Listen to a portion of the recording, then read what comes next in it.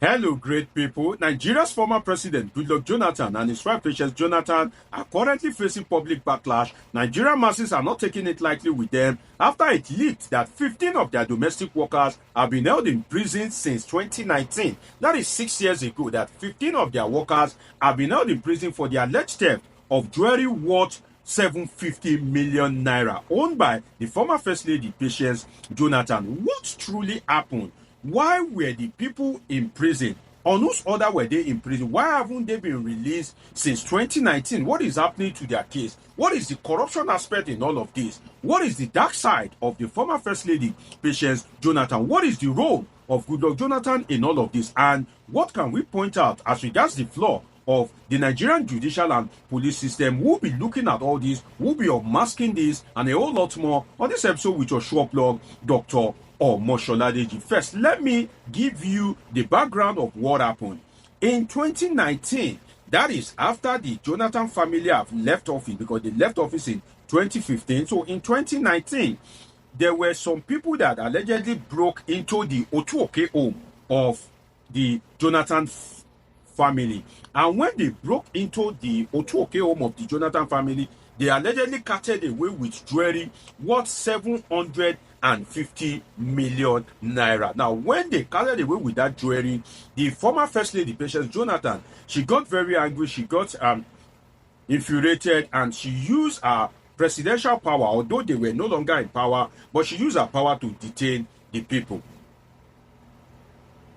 When the domestic workers, when they were detained, there was no tangible evidence that could be brought forward against them. Now, okay, you people, I suspect that you are the one that stole my jewelry, but this is the evidence apart from suspicion. So moving to the area of evidence, she didn't have any kind of like strong evidence to present, but then she believed that it would have been a conspiracy of some sort amongst her domestic workers. She believed that it is not just easy for anybody to just come from outside and come and tamper with the privacy of our home. So when those people were tortured, according to report, they were tortured by one of the CSOs of the Jonathan family at that time, and before you know it, they were moved to prison. And since then, the court have not decided their case. It has been from one adjournment to another. And the worst part of it is that out of the 15 people that are allegedly being detained, there is one of them that when that issue occurred, his wife was pregnant. So the wife have given birth. Till now, the child have not sight its face on the father.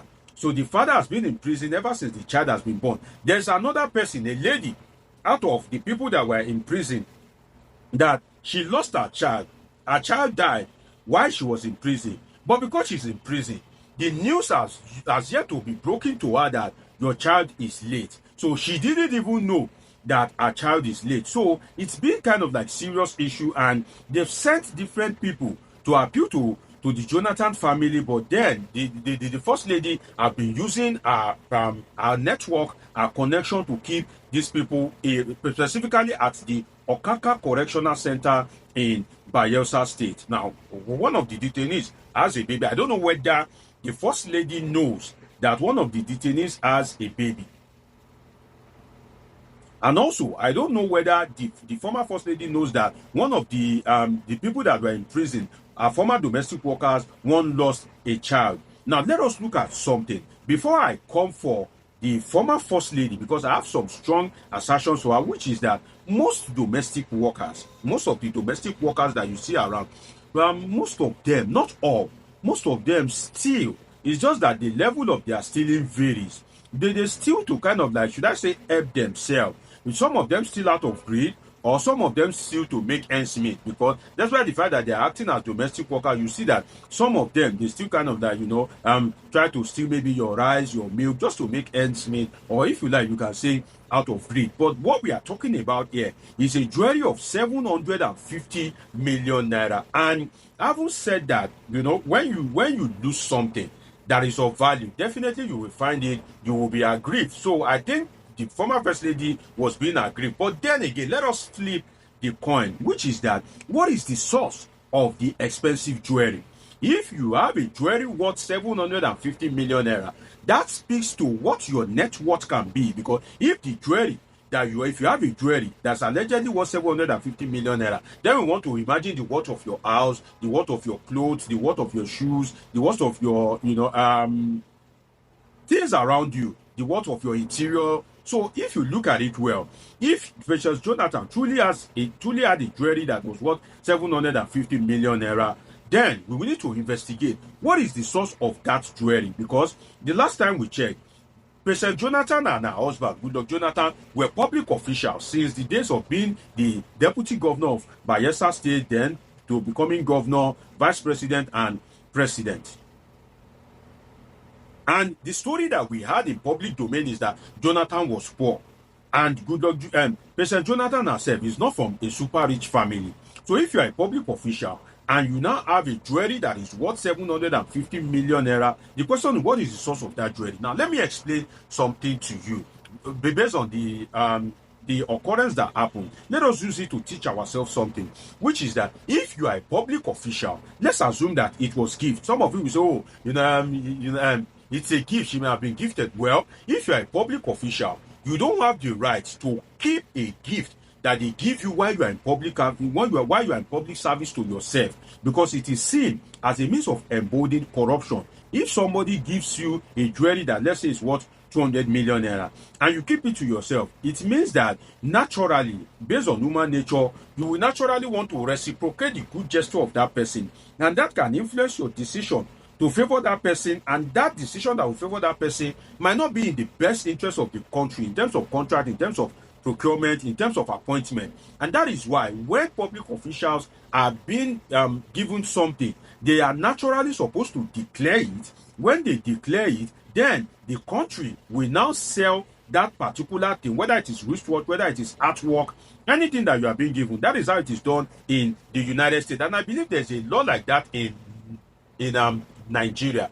So when you are now giving such things, then the country will now sell it, and any amount that it is sold will now be remitted to the country's purse. It will be remitted to the Nigerian account, the account of the Nigerian government, because it is believed that it was during the course of your office that you are given that thing, and if you are not occupying that office, you would perhaps not have been given that particular thing. And one thing that that was a bit shocking in all of this is the role of the former president, Goodluck Jonathan. The former president, Goodluck Jonathan, was approached by people that, okay, please intervene in this thing.